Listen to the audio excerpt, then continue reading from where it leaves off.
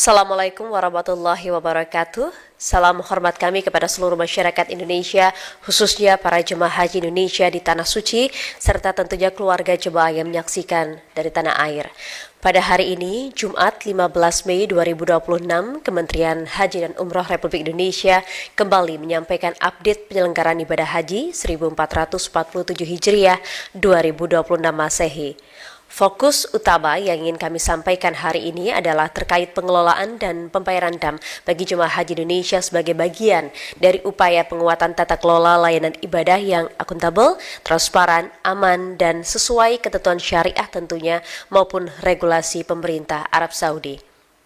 Alhamdulillah, hari ini kita telah memasuki hari ke-25 masa operasional penyelenggaraan ibadah haji, di mana secara umum seluruh layanan haji Indonesia mulai dari pemberangkatan di tanah air, kedatangan di Arab Saudi, akomodasi, konsumsi, transportasi, layanan kesehatan, bahkan hingga pembinaan ibadah berjalan lancar dengan pendampingan penuh oleh petugas. Berdasarkan data terakhir, sebanyak 411 kloter dengan 158.978 jemaah dan 1.641 petugas telah diberangkatkan menuju Arab Saudi. Sementara itu, pergerakan jemaah dari Madinah menuju ke Mekah juga terus berlangsung secara bertahap. Hingga saat ini, sebanyak 392 kloter dengan 151.382 jemaah dan 1.568 petugas telah tiba di Mekah. Sementara itu, sebanyak 140 kloter dengan 53.705 jemaah dan 561 petugas telah tiba di Jeddah. Kami juga tentu memantau keberangkatan haji khusus ke Tanah Suci.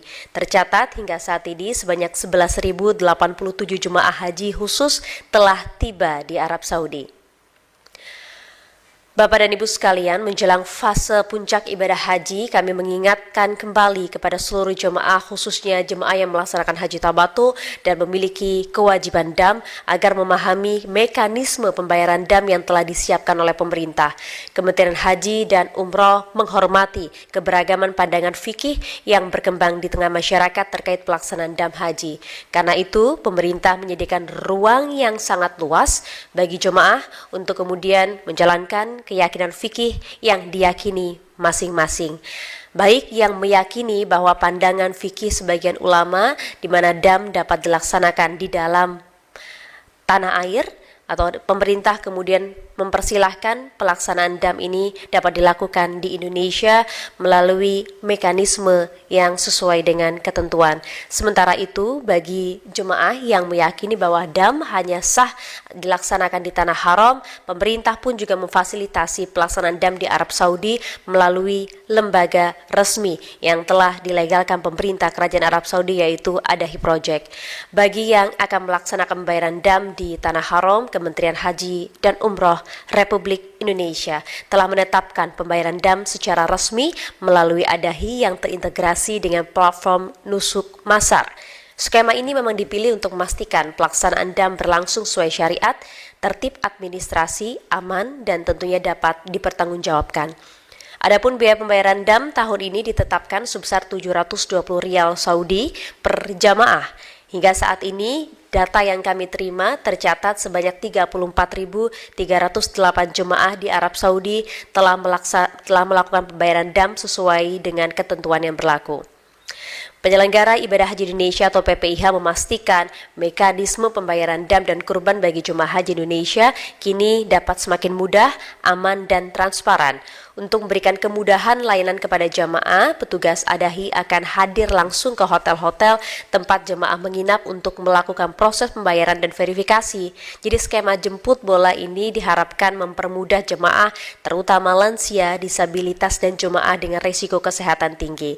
Masing-masing petugas kloter akan membantu proses pembayaran setiap jemaah. Setelah transaksi selesai, setiap jemaah akan memperoleh bukti pembayaran resmi sebagai tanda terima bahwa kewajiban dam telah ditunaikan secara sah dan tercatat dalam sistem.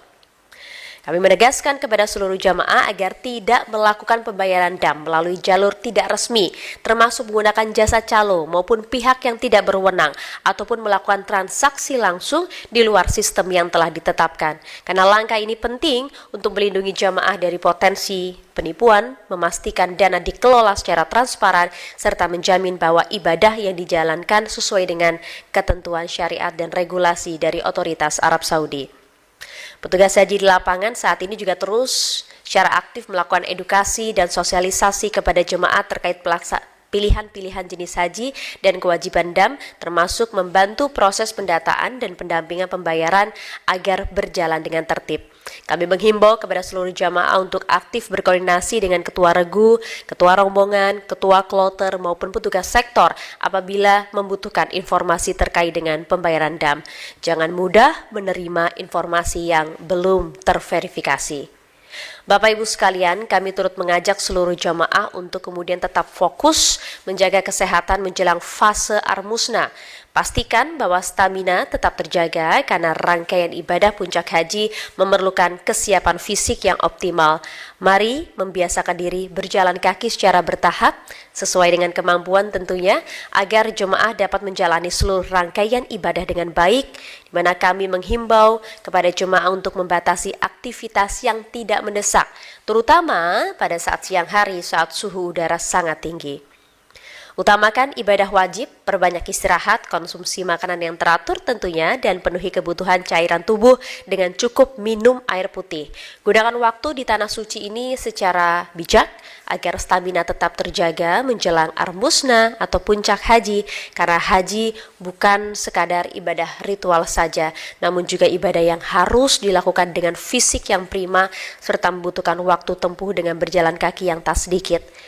Khusus bagi jemaah lansia, disabilitas, serta jemaah dengan penyakit penyerta atau resiko tinggi, kami meminta agar selalu berkoordinasi dengan petugas kesehatan, ketua regu, ketua rombongan, maupun petugas sektor.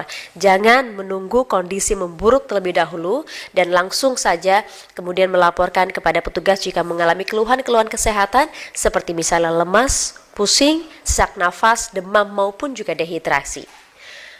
Bapak dan Ibu sekalian, kami sampaikan bahwa layanan kesehatan haji Indonesia hingga saat ini terus berjalan optimal. Petugas kesehatan melakukan pemantauan aktif, edukasi kesehatan, serta pendampingan kepada jemaah di hotel, sektor, klinik kesehatan haji Indonesia, maupun juga fasilitas kesehatan rujukan di Arab Saudi. Namun demikian, tentunya keberhasilan menjaga kesehatan jemaah juga sangat bergantung pada kedisiplinan masing-masing jemaah dalam mengenali kondisi tubuhnya dan mengikuti arahan petugas. Dalam kesempatan ini, Kementerian Haji dan Umroh Republik Indonesia ingin menyampaikan apresiasi yang luar biasa kepada seluruh petugas haji Indonesia yang sudah tak mengenal lelah terus bekerja memberikan layanan terbaik kepada jemaah baik di tanah air maupun di Arab Saudi. Terima kasih juga kami sampaikan kepada seluruh jemaah yang terus menjaga ketertiban, kedisiplinan, dan mengikuti arahan petugas selama menjalankan ibadah haji. Sekali lagi, kami ingatkan, jaga kesehatan Bapak Ibu sekalian, biasakan diri berjalan kaki, kurangi aktivitas yang tidak mendesak, dan tentunya ikuti seluruh arahan petugas demi kelancaran ibadah haji. Semoga Allah Subhanahu wa Ta'ala senantiasa memberikan kesehatan, kemudahan, dan perlindungan kepada seluruh jemaah haji Indonesia, serta menjadikan seluruh rangkaian ibadah hajinya mabrur dan mabruroh. Amin, amin, amin. Haji ramah lansia, disabilitas, dan perempuan. Wassalamualaikum warahmatullahi wabarakatuh.